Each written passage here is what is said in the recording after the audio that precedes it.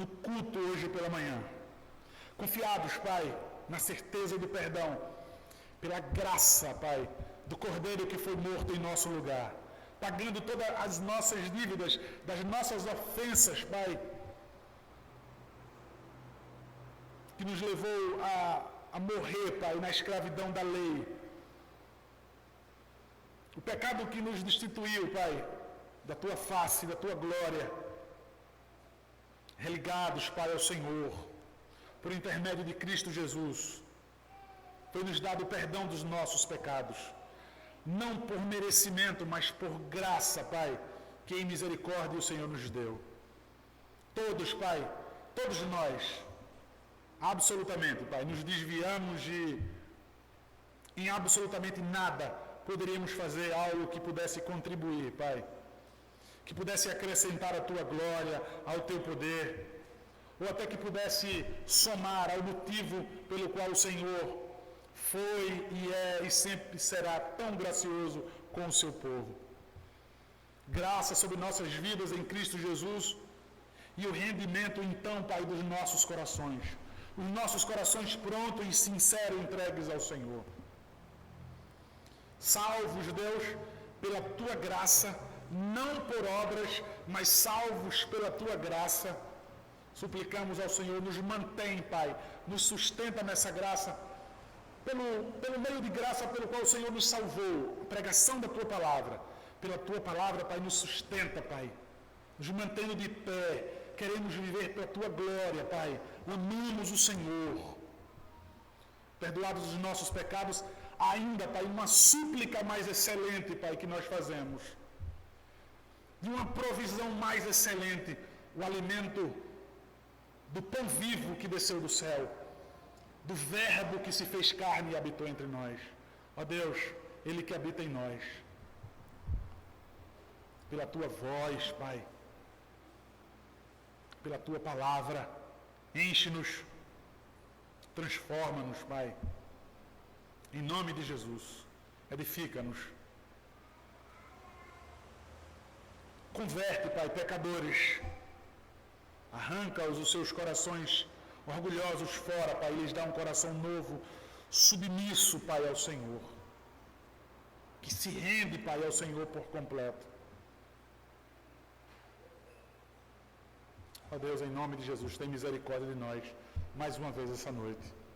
Fala-nos, ó Deus, Teu povo ouve. Amém. Meus irmãos, eu não sei quais são os motivos que muitas vezes te empurra para que você possa ser insubmisso a alguma autoridade. Veja, seja ela dos seus pais, seja ela do trabalho, seja talvez uma força maior que a gente não chama de autoridade, mas você vai dizer assim, essa circunstância, ela exerce uma força enorme sobre a minha vida e isso impede que eu exerça a minha fé piedosamente. Isso impede que eu seja um homem reto aos olhos do Senhor. Isso impede que eu siga os seus caminhos, que eu seja um homem, uma mulher crente. Esse é o motivo pelo qual Pedro escreveu a primeira carta. Perseguição dessas 5 províncias que vai dizer no comecinho do capítulo 5, do capítulo 1, comecinho dessa epístola, ele vai colocar ali 5 províncias e outras pessoas chamam já de países, e aí vão dando nomes cada vez mais, e a coisa está muito organizada ali, mas pessoas desses 5 lugares precisaram fugir, porque professavam o santo nome do Senhor. Isso levou então as pessoas à dúvida, levou as pessoas a enfraquecerem na sua fé e a tender a se acomodar às circunstâncias. Está sendo difícil ser crente, então vamos dar um jeitinho de ser um crente diferente. Vamos se adaptar, vamos dançar conforme a música. Então Pedro vê isso, então ele envia a sua primeira carta. Ele envia então a segunda ainda, para que pudesse livrar esses crentes de outra perseguição, do falso ensino. A segunda epístola, então, não vai ser mais uma perseguição de carne e sangue. Não vai ser mais o Império Romano perseguindo os crentes. A segunda agora vai ser... A segunda agora não, né? Se Deus permitir, quando a gente chegar lá. ele escreve dizendo, olha, esse embrião do gnosticismo, daquilo que ali era um embrião, um comecinho, daquilo que o homem, ele se auto-justifica diante de Deus. Ele diz que não precisa de religião, ele não precisa de igreja, ele não precisa da palavra de Deus. Ou então ele tem a palavra como poções mágicas, eu arranco o que eu quero e então eu não concordo com isso são palavras de homem, isso deve estar errado. Mostrando que você ama inclusive o seu próprio ventre e não a palavra de Deus. Então Pedro escreve essa segunda carta para falar de uma segunda perseguição e dizer, olha, vocês não vão conseguir ser salvos pelo seu próprio conhecimento. Ele quer dizer, nesse gnosticismo embrionário, vocês não vão conseguir dar o jeitinho de vocês. Vocês não vão conseguir se justificar diante de Deus. Sabe o que estava acontecendo quando Pedro escreve a segunda carta? Cada um tem a sua fé do seu jeito. Cada um vai achar o caminho. E aí abriu a porta para a licenciosidade. Cada um vivia, fazia o que queria. Não me julgue. Quem é você para me julgar? Quer dizer então que é a sua igreja que está certa e aquele seu pastor, e é isso, então são suas regras. Não! A palavra de Deus. Veja, cada um vivia da forma como queria e todo mundo iria conseguir. Eu imagino a bagunça. Eu imagino, não, irmãos. Não é mera coincidência o que nós vivemos hoje. Todos têm a Bíblia. Todos têm a Deus. Todos têm, entre aspas, a convicção de que está tudo bem entre ele e Deus. Está tão bem que ele vai habitar no céu para todo sempre na presença do Todo-Poderoso. Não sabe nem quem é Deus, não deu a mínima para a vontade de Deus. Para que pudéssemos ter um acesso a Deus, ele planejou, o próprio Deus planejou a morte do seu filho numa cruz. Pior do que a crucificação romana, ele imputar em Cristo os nossos pecados e a pureza de Cristo em nós. Alguém que não entende vai dizer, esses crentes são soberbos, eles se acham uns tais porque eles dizem que são salvos. Não entende que é porque a pureza de Cristo foi imputada em nós, por isso que nós somos aceitos, por isso que nós temos segurança de salvação. Mas aqui, queridos, nessa primeira carta, Pedro, que inclusive nesses versículos anteriores, eu não queria retomar desde o início, mas veja, no domingo passado, inclusive, nós vimos, olha, até as calúnias, as maledicências que eles estão usando contra vocês. Vocês têm que tomar um proveito disso. Veja, qual é o proveito? Quando eles falarem mal dos crentes, eles possam ver vocês agindo, eles possam ver vocês vivendo, ou seja, vocês não são crentes simplesmente porque ficam cantando uma hora de música gospel dentro de uma igreja e voltam a viver uma vida irrelevante na sociedade no outro dia, nos outros dias da semana. Deixa eles verem vocês vivendo e eles vão dar glória a Deus. Eles vão dizer, rapaz, não é nada daquilo que eu ouvi. De fato, eles são diferentes, olha como eles vivem. Veja, por causa da tua vida sendo vivida, Deus vai ser glorificado, apesar das calúnias.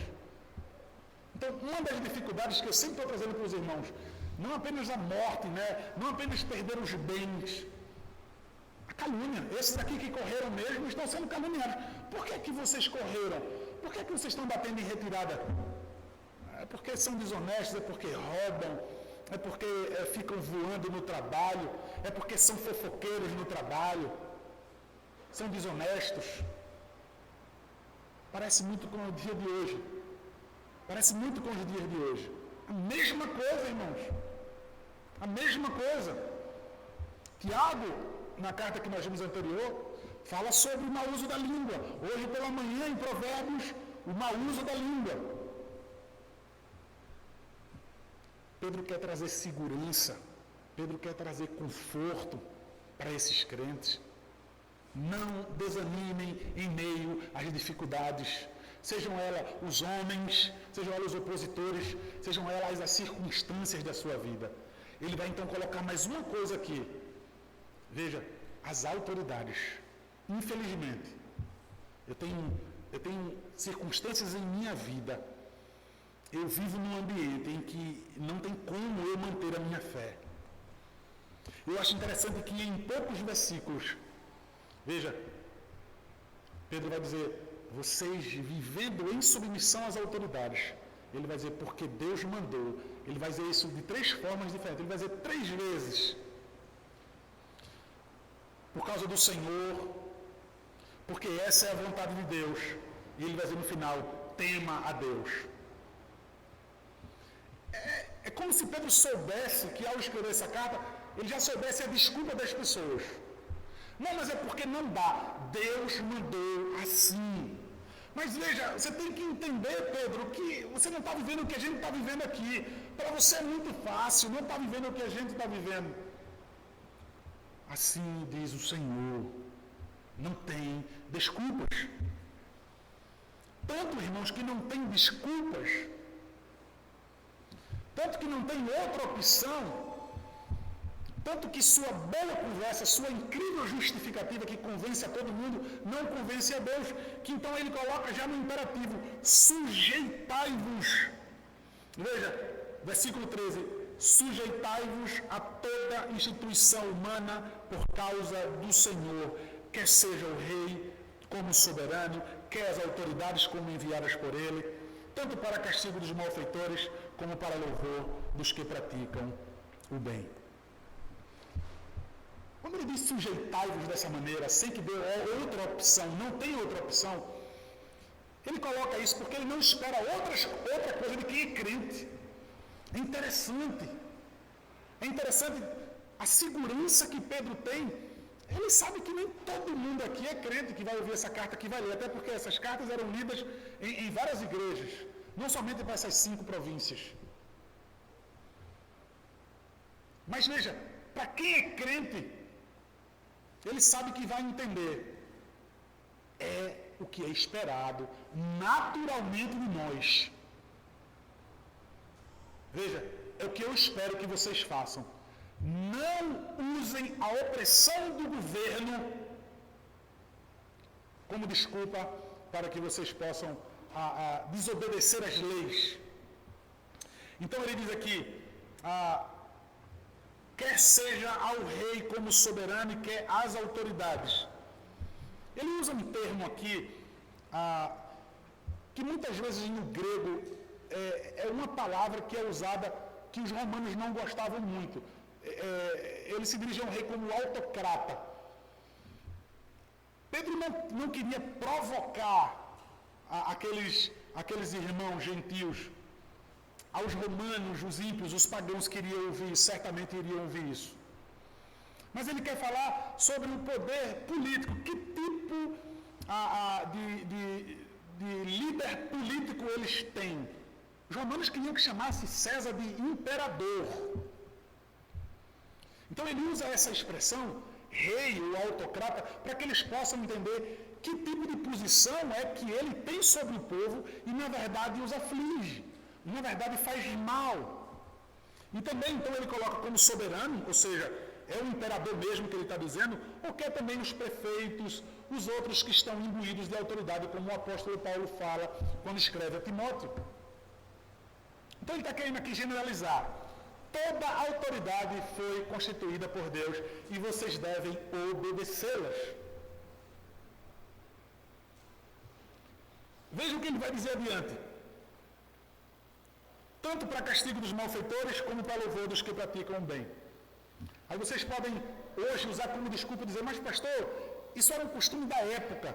O cidadão que vivia bem, eles eram louvados pelo governo, pelo imperador, eles eram beneficiados. Hoje, as pessoas que fazem tudo certinho, que pagam os seus impostos, que cumprem toda a lei, são os menos beneficiados.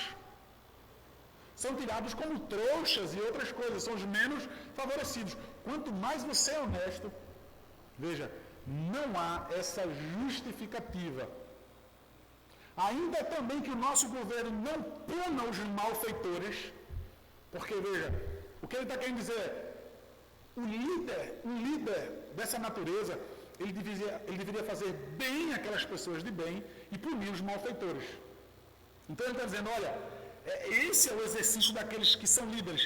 Vocês devem obedecê-lo, porque o Senhor quer que vocês obedeçam. Então ele já estampa isso na cara, né? Ele já diz, olha, eu sei o tipo de governo que vocês estão vivendo.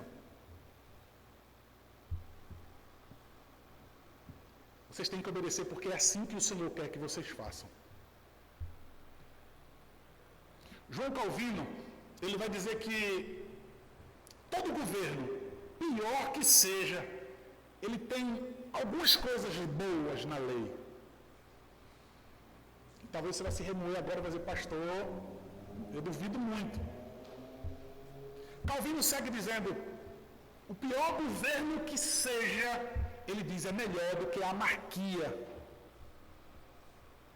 Ele afirma isso porque ele sabe que foi Deus que instituiu as autoridades.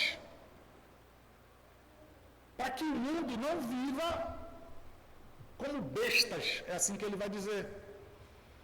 Porque se Deus não tivesse instituído autoridades, cada um faz o que quer, iríamos viver como animais. Nós sabemos também que as nações têm os governos que merecem. As autoridades são instituídas por Deus e o povo sofre porque não tem Deus como o Senhor. Uma nação pagã, uma nação idólatra, certamente vai ter um governo que vai desfavorecê-la.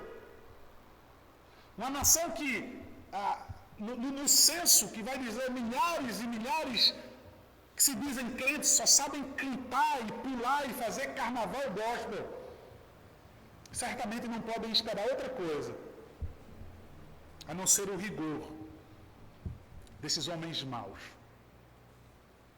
Veja, eles são uma vara na mão do Senhor para punir os homens maus. Então ele segue dizendo no versículo 15, porque assim é a vontade de Deus. Veja, pela segunda vez. Porque assim é a vontade de Deus. Ele está querendo se livrar de dizer que isso é um ponto de vista dele. Porque assim é a vontade de Deus que pela prática do bem façais emudecer a ignorância dos insensatos. É a vontade de Deus que a vida de vocês sendo vivida e observada. A tradução literal do grego aqui, fazer emudecer, significa colocar uma focinheira na boca de um animal.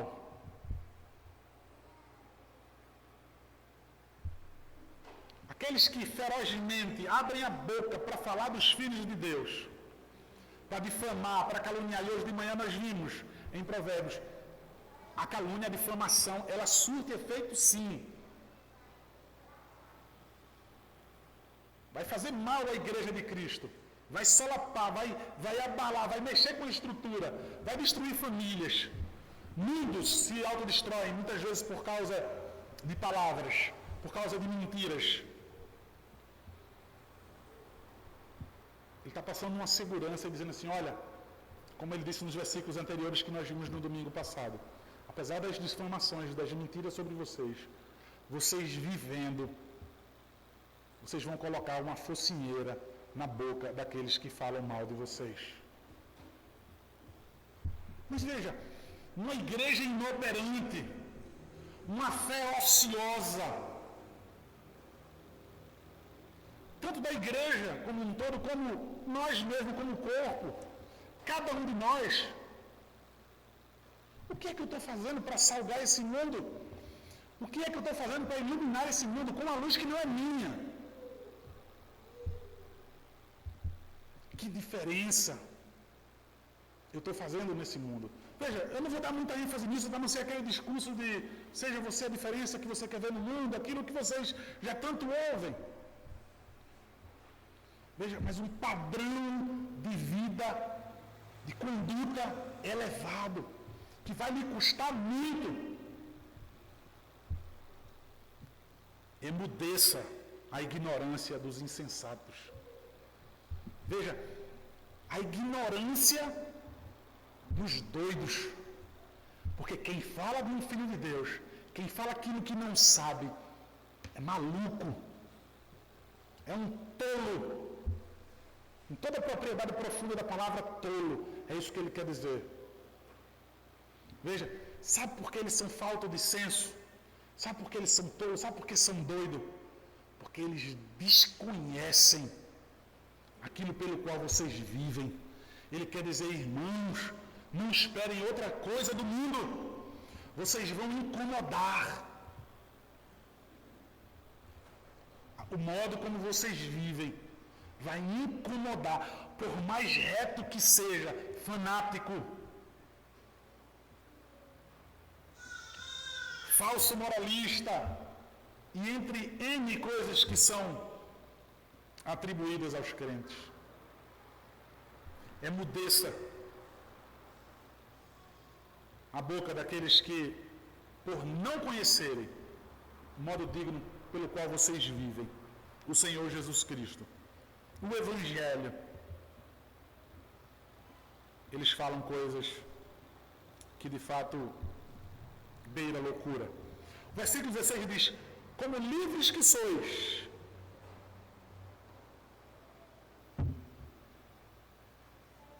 não usando todavia a liberdade por pretexto da malícia, mas vivendo como servos de Deus.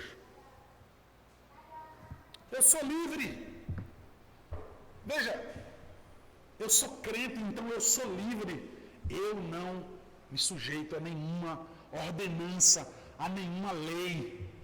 Eu sou crente, eu estou livre. Eu posso fazer o que eu quiser. Eu, quando era mais novo nessa igreja, eu ouvindo os outros jovens falarem, a gente pode ir para aquele barzinho e podemos beber naquele barzinho, nós podemos curtir tudo que aquele barzinho proporciona, as músicas e etc. Porque nós somos livres. O tempo todo eu ouvia isso, que eles podiam fazer tudo porque eram livres. Eu cresci escutando isso, que o crente pode fazer tudo aquilo que o mundo nos propõe, porque eu sou livre. Era exatamente isso aqui que esses crentes estavam fazendo. Veja, nós podemos desobedecer às autoridades porque nós somos livres. Eu não quero saber do rei, eu não quero saber dos prefeitos, dos governadores.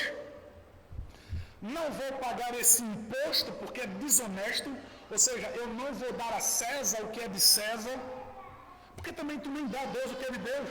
Por isso que você desobedece às leis. E aí você tenta burlar todas as leis. Que bobagem falar dirigindo no celular. E por que você então não permanece quando passa numa blitz falando? Eu queria ver macho desse jeito. Eu queria ver homem desse jeito. Mas só consegue fazer isso quando não tem nenhuma autoridade por perto. Isso é bom mesmo quando você faz isso diante daquele que recebeu de Deus a autoridade para manter o rigor da lei, para manter a lei ali. Irmãos, não usem da liberdade por pretexto da malícia. Crente pode tudo porque ele é livre. Chegaram ao nível de desobedecer agora aos governantes. Ele diz, mas vivendo como servos de Deus. A verdadeira liberdade é quando você vive de maneira que não faz mal ao próximo. Veja, a minha liberdade de expressão. Peraí, tua liberdade de expressão na frente das minhas filhas, eu não vou permitir. Você não é livre e eu tenho que cuidar delas. Deus deu a mim a responsabilidade de cuidar, proteger, defender, todos os sinônimos que eu puder dar. A sua liberdade, ela tem um limite. Sabe aquela coisa, ela vai até onde, né? Seus direitos até onde começa o do outro. A sua liberdade, crente, não pode estar fazendo mal ao outro. O conceito dele aqui é muito mais elevado de liberdade. Eu sou livre, ele quer dizer, mas eu me algemei ao meu Deus. A palavra que ele usa aqui, como já disse aos irmãos, a palavra servos, várias palavras são usadas para servos, ele usa a mais profunda. A palavra servo aqui dá a ideia de escravo. Eu estou livre das amarras do inferno, do meu próprio coração, de Satanás, da influência desse mundo, porque eu estou preso ao meu Senhor. Eu estou cativo ao meu Senhor. Veja, um escravo, ele não tem vontade própria. O escravo não faz planos. É o que ele está dizendo aqui. Veja, eu sou livre desse mundo. Eu sou livre do meu próprio coração enganoso e por demais corrupto. Mas ele está dizendo, olha, eu não tenho uma vontade própria, é a vontade do meu Deus. Os meus planos são os planos que o meu Deus designou para mim, perfeitos, agradáveis. Vou usufruir dele aqui, nessa vida e na que há de ser. Então ele diz, mas vivendo como servos de Deus. Ele quer dizer, isso é que é liberdade. E não usar isso como malícia. Veja, eu sou servo de Deus. Ele me diz desde o começo, como o Senhor. Essa é a vontade de Deus. Eu vou obedecer toda a autoridade humana. Eu já disse para os irmãos que nesse primeiro versículo é geral, não somente de autoridades na questão de lei. Mas veja, tem na tradução do original, ela dá a ideia de estar sujeita a toda a criação humana. Tá? Essa tradução, ela tem meio que, é meio perigoso, né? Para que alguém não vá convergir para tudo, né? Mas veja, a autoridade dos seus pais no lar tem lei. Honrar pai e mãe, que nesse mandamento nós estudando e sabendo, ele vai além, ele quer dizer sobre toda a autoridade. Então veja, irmãos, a autoridade do nosso lar, nossos pais, a autoridade nas universidades, na rua, todos os lugares que nós vamos tem leis, tem regras. Nós precisamos fazer a diferença. Nós precisamos fazer o mundo calar quando eles olharem especificamente para os crentes. Então ele conclui dizendo assim, conclui, irmãos, me perdoe, eu que estou concluindo, né? Nós vamos continuar no próximo domingo. Ele diz, tratai todos com honra. Amai os irmãos, temei a Deus, honrai o rei. A construção dessa última frase aqui, desse último versículo, ela é bem melhor traduzida como nós, quando tememos a Deus, nós honramos o rei, nós amamos os nossos irmãos. Veja, tratando todos com honra, tratando os nossos irmãos com honra, tratando os reis, os imbuídos de autoridade com honra. Assim eu faço, porque eu temo a Deus. Aí ele disse, e eu sei o que há de tão difícil para vocês, honrar o rei. Ele quer dizer, olhe, honre o rei. É fácil você honrar os seus irmãos, é fácil você honrar os seus pais. Mas veja, honrar aqueles que oprimem vocês.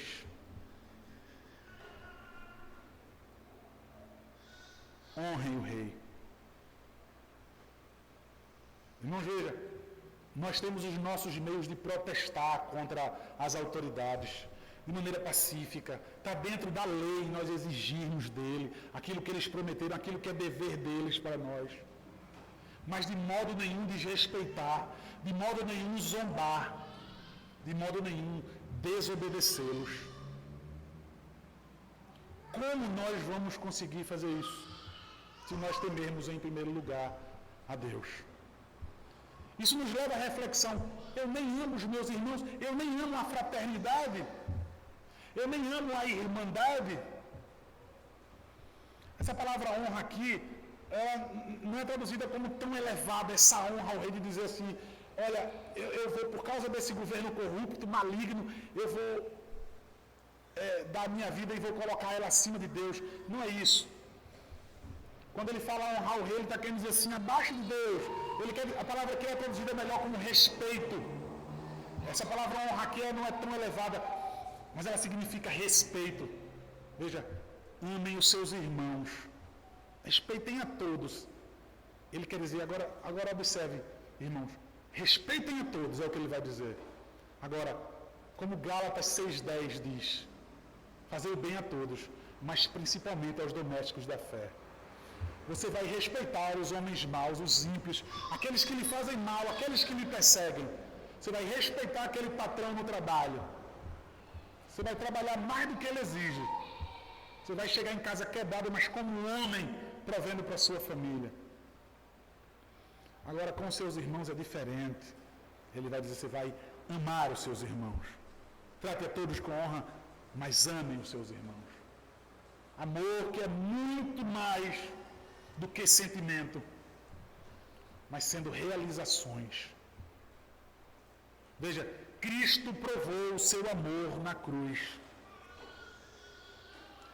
morrendo por nós quando éramos ainda pecadores, quando estávamos mortos nos nossos delitos e pecados. O jovem chega para a moça e diz, eu amo você. E parece que se ela disser assim, prove o seu amor, parece que isso é errado. Soa muitas vezes em nossos ouvidos que isso é errado. Para um homem se aproximar de uma das minhas filhas, ele vai ter que provar o seu amor por ela. Ter que provar a mim. Conversa fiada, nenhuma jamais vai passar.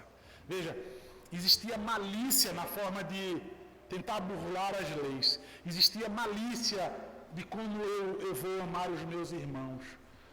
Havia tudo um pretexto. Tudo conseguia se adaptar para viver uma vida frívola. Pedro então escreve, irmãos, com toda intrepidez, lendo essas poucas palavras, você vê com que desejo ele queria dizer aos crentes, vejam, meus irmãos, a vontade de Deus é essa. Não usem da malícia, dizendo que são livres para viver como vocês querem. Veja, o que é que está impedindo de vocês de serem crentes? Lembra que na segunda carta vai ser o ensino errado? E aqui são as dificuldades da vida. O que é que te impede de professar o santo nome do Senhor com a boca e com sua vida? Por que as pessoas ficam surpresas depois de muito tempo na faculdade, no trabalho, na tua família, que você é crente? Por que é que elas se surpreendem? Porque você só é notado depois. Ou quando muitas vezes você é notado pelo seu legalismo. Eu já ouvi jovens que chegam para mim e dizem, pastor, ore por mim que eu estou sendo perseguido na minha casa. Conversando um pouquinho com ele. Ele chega na casa dele no dia de domingo, já chega desligando a televisão, já chega desligando o som, e o pai e a mãe dizem, o que é isso? Hoje é dia do Senhor, ninguém vai escutar nada aqui não.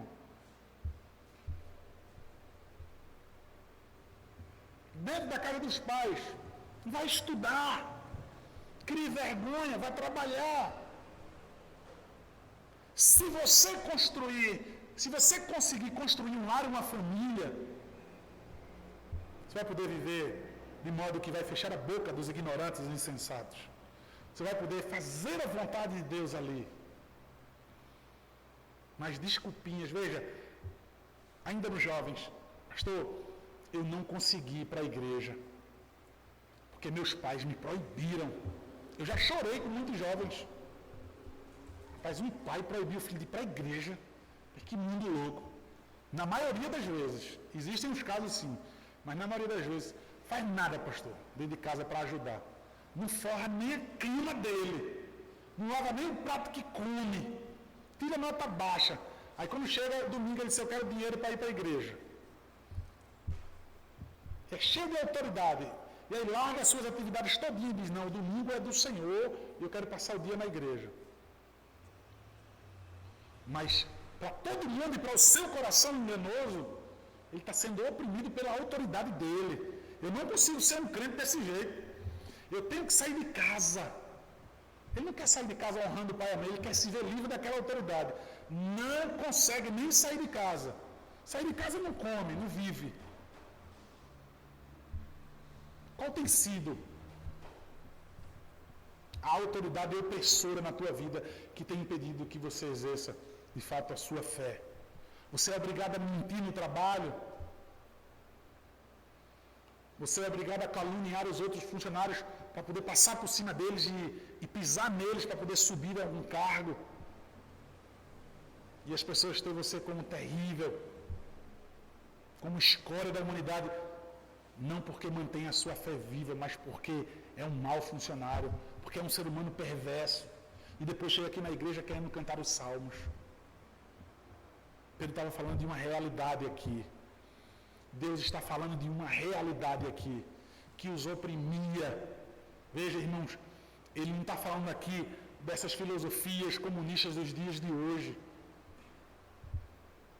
Ele está falando nada mais, nada menos daquele que tocou fogo nos crentes, colocando a culpa nos crentes por ter incendiado todo o império. César, cruel. Vocês não têm desculpas. Que eles olhem para vocês e persigam e matem por causa da fé em Cristo Jesus, porque vocês não vão negociar a fé de vocês e a conduta reta de vocês, mas por desobedecer a lei, por se opor, por rebeldia. A lei em absoluto não. Não usem dessa malícia. Ele vai dizer então, por causa do Senhor, porque essa é a vontade de Deus, tema a Deus. Entendendo, queridos? Toda rebeldia do nosso coração, de quebrar regras, de burlá-las, de inclusive projetar a culpa em outra pessoa e no sistema, isso é natural do ser humano desde o Éden. Projeção da culpa. Adão disse, a culpa não é minha. Deus foi atrás dele, apesar de quem ter comido, pegou o fruto, conversou com Satanás, desejou, foi a mulher. Deus procurou ele. Eu dei as leis, eu dei as ordens a você. Deus foi atrás do homem. E ele simplesmente transfere a culpa. Veja, é como se ele transferisse a culpa para as pessoas, ele transferisse a culpa para a sociedade e a culpa para o sistema. Ele disse, foi a mulher que o Senhor me deu. A culpa é da sociedade e das leis. A culpa é do rei. A culpa é dos vassalos. A culpa é da plebe. A culpa em tudo, em todos. Só não dentro de nós. Pedro começa dizendo, sujeitai-vos, porque eu não espero outra coisa de vocês. Queridos, Cristo Jesus,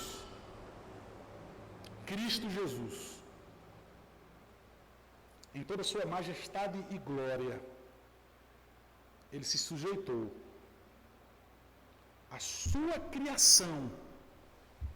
Veja, esteve debaixo da lei, cumpriu toda a lei, em momento nenhum, veja, tanto a lei civil quanto a lei de Deus, em nenhuma delas ele tropeçou, perfeitamente justo, sem pecado, não houve dolo nenhum em sua boca. cruz do Calvário, no lugar que era meu, para que eu e você pudéssemos estar livres do rigor de uma lei, não simples desse mundo, não da lei civil, mas da lei de Deus que disse que o salário do pecado é a morte. A prova de que o salário do pecado é a morte é a cruz do Calvário. Veja, por causa da insubmissão às leis do mundo, nós vemos o que acontece, ou o que deveria acontecer com os homens maus. Porque nós não tememos a Deus.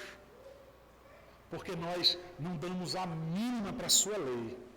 Nós vimos o que aconteceu na cruz do Calvário. Por causa da minha transgressão da lei, Jesus Cristo tomou o meu lugar. Todo o rigor da lei de Deus. Esse foi o resultado, essa foi a punição. Jesus Cristo bebeu o cálice da ira de Deus. Ele bebeu o cálice da punição, da nossa insubmissão à lei de Deus.